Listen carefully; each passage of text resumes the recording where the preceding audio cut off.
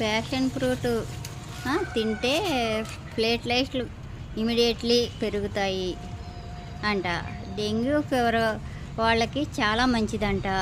చూసారా ప్రతి ఆకుకి పువ్వు ఎలా వచ్చాయో, ఎంత బ్యూటిఫుల్గా ఉన్నదో. ఇవి అన్నీ కాయలుగా మారుతాయి నెలలో.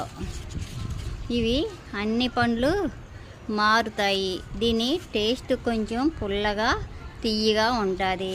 ప్రతి సంవత్సరం మాకు 100 కొలది వస్తాయి. బాయ్.